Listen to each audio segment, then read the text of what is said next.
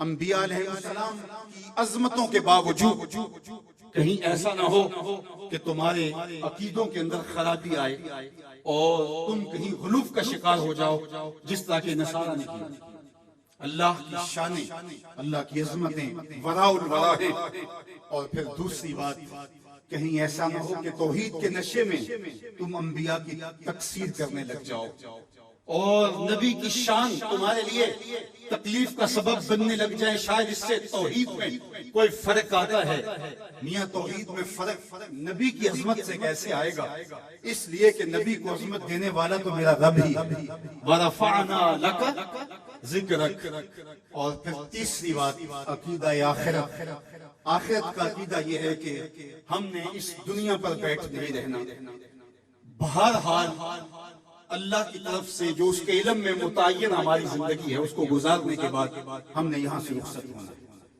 وہ ہم جوانی میں چلے جائیں، ہم بڑھاپے میں چلے جائیں، یا ارذل العمر کے بعد ہم اس دنیا سے رخصت ہوں، یا بچپن میں چلے جائیں، یہ ہمارے علم میں نہیں ہے، یہ ہم سے مخفی رکھا گیا، یہ اللہ کی حکمت ہے۔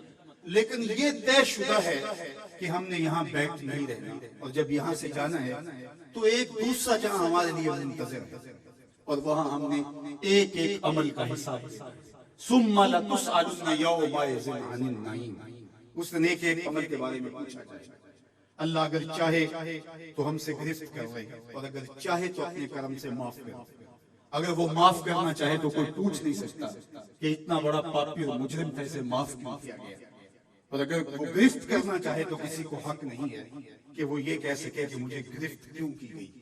تو ایمان بیم و رجا کے درمیان، الایمان بین الخوف والرجا، ایمان خوف اور امید کی درمیانی کیفیت ہے۔ ڈر بھی لگا رہے، دھڑکا بھی لگا رہے، اور امید کے چراغ بھی بجھنے نہ پائے۔ فضل دی آس ہے میں نے تنالے ڈر بھی آنا، فضل کی امید بھی رہے لیکن خوف بھی طاری رہے۔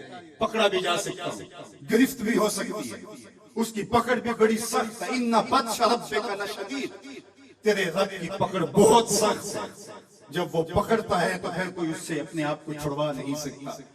اللہ اکبر۔ تو اس کی پکڑ کا خوف بھی رہے لیکن وہ کریم بھی ہے، وہ معاف کرنا چاہے۔ ما یفعل اللہ بعذابکم، وہ تمہیں عذاب دے کے کیا کرے؟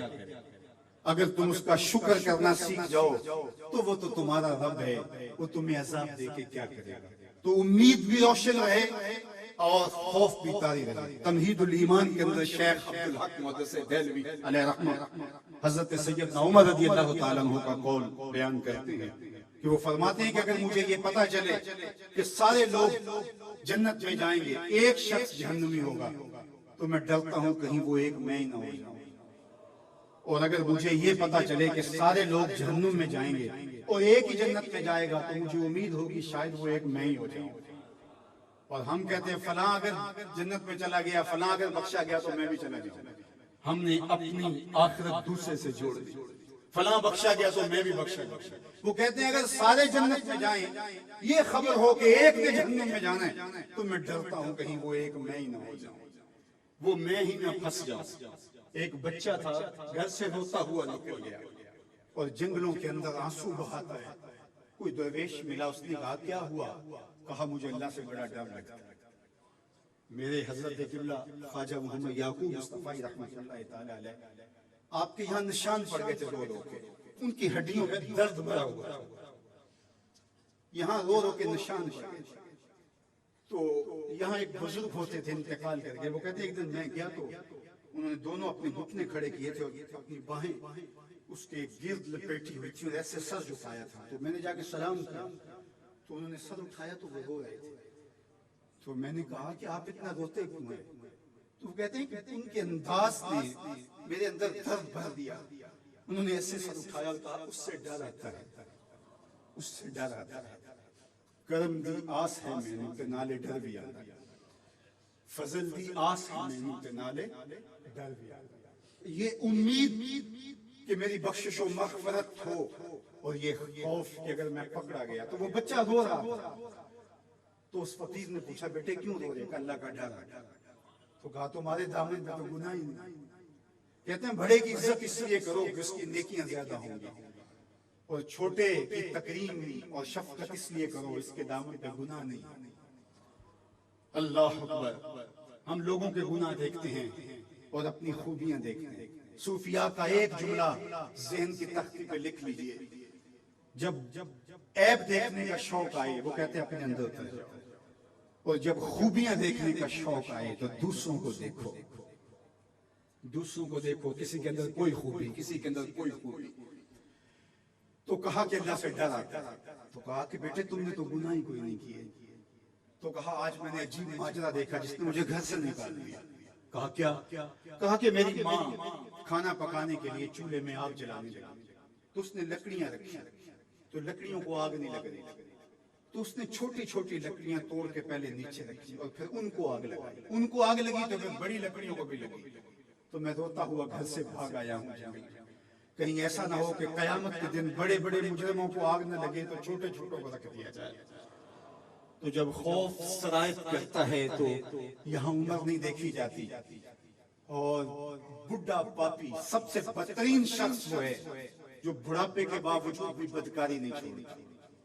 کہتے ہیں جب کوئی بندہ 40 سال کا ہوتا ہے پھر اس کا عذر باقی نہیں رہتا.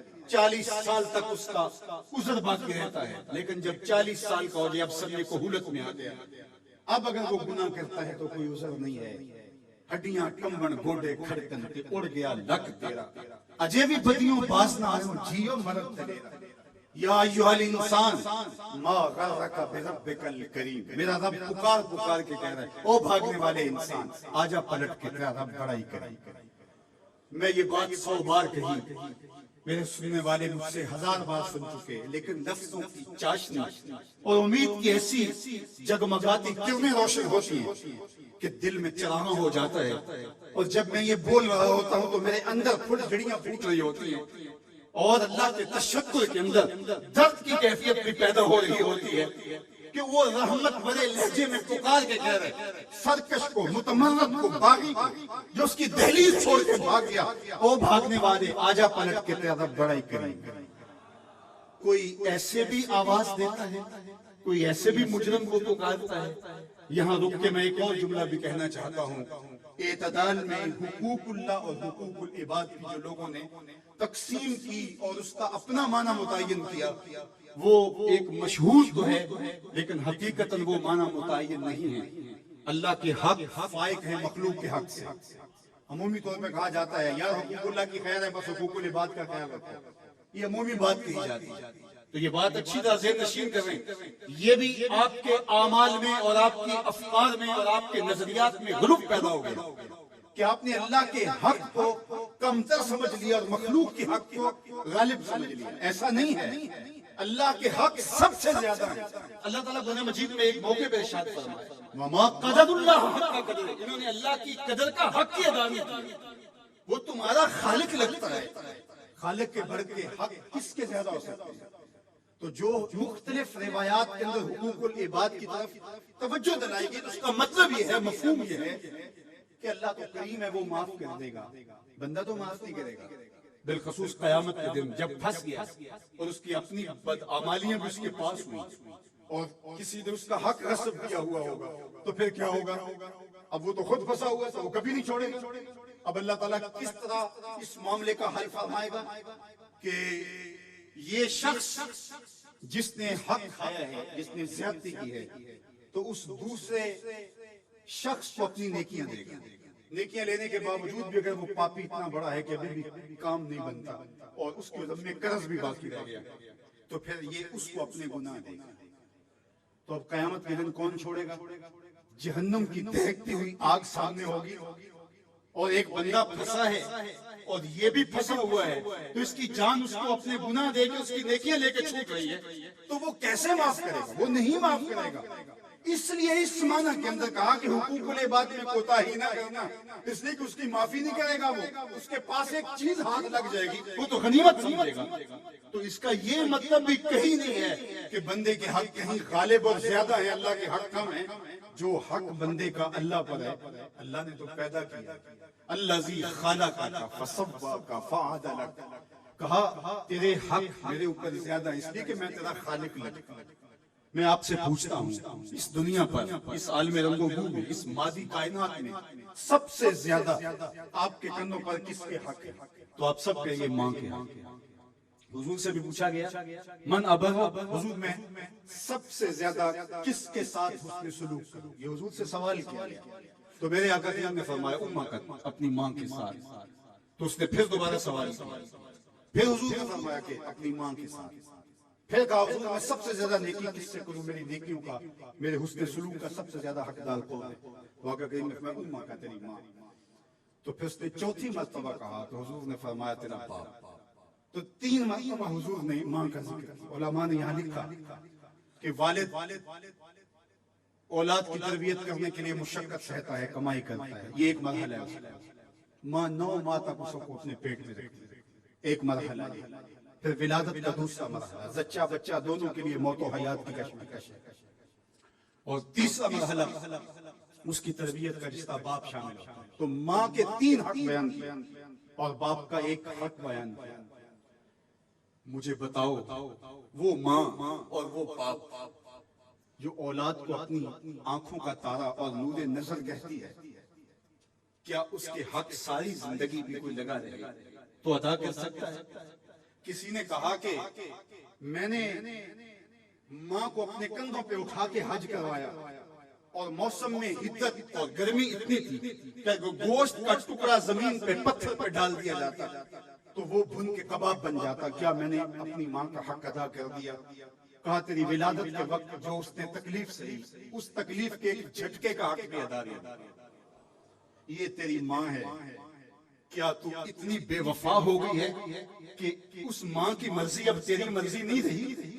وہ باپ جس کی ہڈیاں بھی درد کر رہی ہیں اور وہ مزدوروں والے اڈے پہ بیٹھا ہے اور جب کوئی مزدور لینے آتا ہے تو اس سے صحیح طرح سے اٹھا بھی نہیں جاتا، پھر بھی کلی والا ڈبہ اٹھا کے آگے بڑھتا ہے اور مزدور لینے والے شخص کے ساتھ لپٹ کے چمٹ کے کہتا ہے کہ بابو مجھے لے جاؤ، 10 روپے کم دے دینا، میں نے اپنی بیٹی کی کالج کی فیس دینی ہے.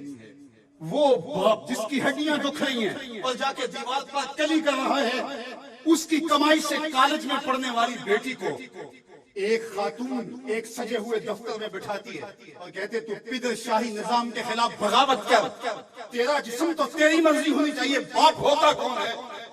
وہ بیٹی اس کے منہ پہ تھپڑ مارے، وہ کلی کہہ کے میرا پیٹ پالتا رہا، میں فیسیں ادا کرتا رہا، میں تو اپنے بدن اور اپنی زندگی کی ایک ایک سانس بھی اپنے باپ کے نام کہتا ہوں، حق پھر بھی ادا کرتا.